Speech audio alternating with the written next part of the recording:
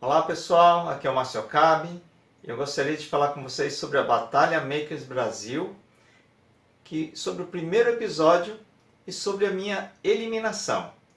Eu estou gravando esse vídeo no mesmo local onde eu gravei um dia depois, com bastante emoção daquela saída, porque quando você está numa competição você quer ir até o final, faz parte da forma como nós fomos educados. Mas eu queria falar com vocês sobre um tema que é muito bacana, que hoje eu acordei inclusive 3h30 da manhã, inspirado para escrever e para falar sobre esse tema, que é o arrependimento. Assistam a palestra da Ana Cláudia Arantes, no sermão que ela fez pela School of Life. Olha que nome bacana, né? Escola da Vida, School of Life. Ana Cláudia Arantes, ela trabalha com pacientes terminais. E essa palestra, para vocês terem uma ideia, eu assisti hoje, acabei de assistir a terceira vez esse sermão da Ana Cláudia Arantes sobre arrependimento. Ela fala da sua experiência com as pessoas na fase terminal. E uma coisa interessante é que ela trabalha com cuidados paliativos. E tem muito preconceito sobre esse nome. Eu não vou lembrar direito, mas ela gosta muito de ir na origem das palavras. Eu também gosto de ir na origem das palavras. E ela fala que paliativo tem origem com uma coisa, acho que é uma capa de proteção. Eu não lembro direito, mas depois eu coloco aqui na descrição do vídeo. Então, na verdade, é quando você cuida da pessoa em momentos que ela não tem mais cura. Para refletir sobre o sentido da vida, a gente para refletir sobre o sentido da nossa vida. E a gente quer saber quem nós somos. A gente se preocupa muito em ter coisas. Mas ter o que a gente tem, qualquer um pode ter. Mas ser Ana Cláudia, só eu posso ser. Ninguém mais pode. Tem uma parábola que ajuda bastante a gente a entender a intensidade desse temor de não ser quem você tem que ser. E aí eu vou emprestar uma história do judaísmo que eu ouvi a primeira vez no teatro com a Ana Clarice Nisquier, na Alma Imoral. É uma história de um rabino chamado Súcia, que estava nos seus últimos momentos, na agonia da morte, acompanhado pelo seu discípulo mais jovem e mais corajoso, que quis ficar ao lado do seu mestre nesse momento. Na alta madrugada, o discípulo pergunta: por que estás tão inquieto? Súcia se vira, olha a janela, alta noite, a lua. Ele diz, com uma voz que fazia muito tempo que ele não tinha tanta força: tenho medo do tribunal celeste. E aí o discípulo contra-argumenta: você, medo do tribunal celeste? Um homem tão justo, honesto, cumpridor de tudo que se propôs na vida, sempre tão bondoso, sempre teve uma palavra amiga para todos que chegaram perto de você. Como você tem medo do tribunal celeste? Tenho medo que me perguntem por que não fui como Moisés. Mas eu posso responder que eu não fui como Moisés porque eu não sou Moisés. Podem me perguntar por que não fui como Maimônides. Mas eu posso responder que eu não fui como Maimônides, porque eu não sou Maimônides. O que mais me atormenta é que se eles me perguntarem: Súcia, por que você não foi Súcia? Esse é o maior medo que um ser humano pode ter no final da sua vida. Os outros arrependimentos, eles fazem parte desses momentos em que você ficou se perguntando se devia, se queria, se podia fazer. Boa parte dos véus, das ilusões, dos medos, dos dedos e das ovos que a gente pisa do dia a dia, desaparecem quando a gente está perto da morte.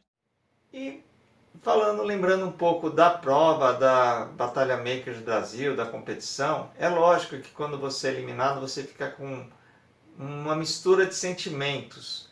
E muitos deles pode ser que surja. O arrependimento poderia ter surgido. Mas, apesar de eu ter sido o primeiro eliminado, não surgiu esse sentimento. Por quê? Porque eu tive uma sensação muito clara de missão cumprida, de eu ter ido e feito a minha missão. A primeira prova, que foi a prova da cadeira, tinha que seguir aquele molde. Para quem não assiste Batalha Makers Brasil, pessoal, assiste que é bem bacana. Mas tinha que ter uma cadeira feita com a nossa cara. E tinha um molde. Olha que interessante, que metáfora para a vida. Você tinha um molde da cadeira, pré-cortado, só que a gente tinha que customizar, personalizar aquela cadeira para que ela ficasse com a nossa cara.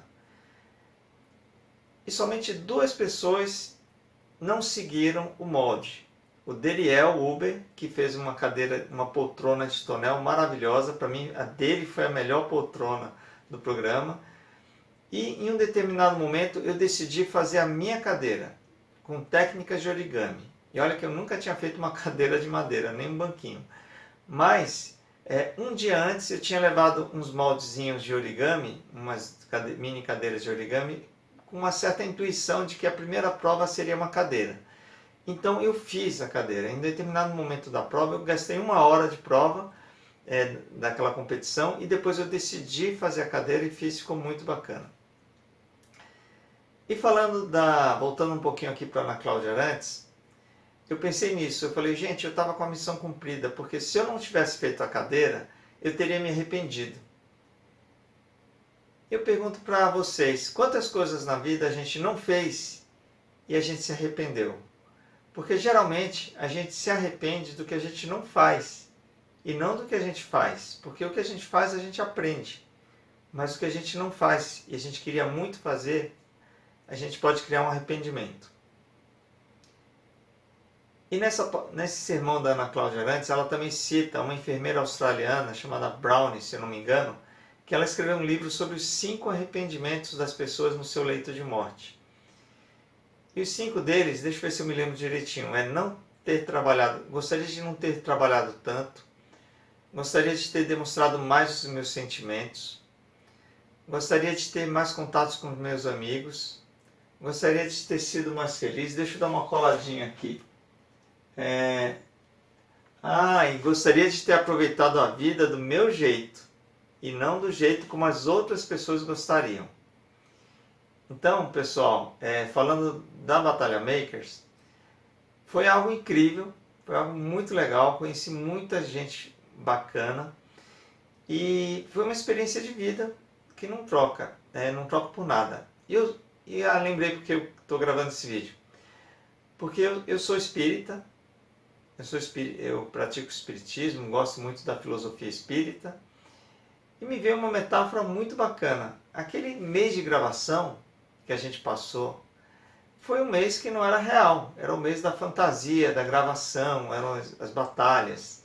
E assim como a vida, para quem acredita nessa filosofia, essa vida que a gente passa agora, ela não é a vida real, ela não é a vida principal, ela é a vida de aprendizado, porque quando a gente desencarna, e a nossa vida espiritual ela é muito mais importante. Ali sim é a vida como ela é.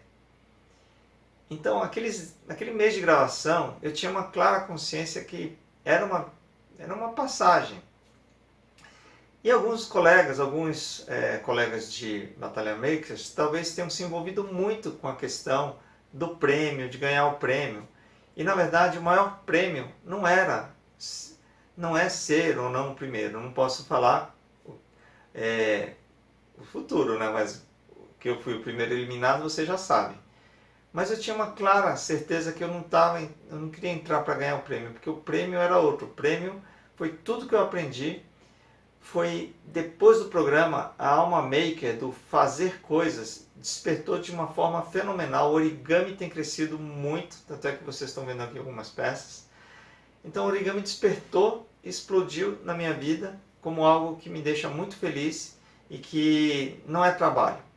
E a Ana Cláudia Arantes também fala no vídeo muita coisa, que as pessoas passam a vida trabalhando para se aposentar, e ela fala que isso é um absurdo, porque você deve encontrar o que você gosta de fazer, e aí você deixou de trabalhar e passou a viver, que ela fala que tudo acontece ao mesmo tempo. Então, pessoal, falando do momento que é comunicado, aquele momento de maior tensão, eu confesso que eu estava bem sereno. E quem assistiu, acredito que deve ter percebido também. E fica essa mensagem.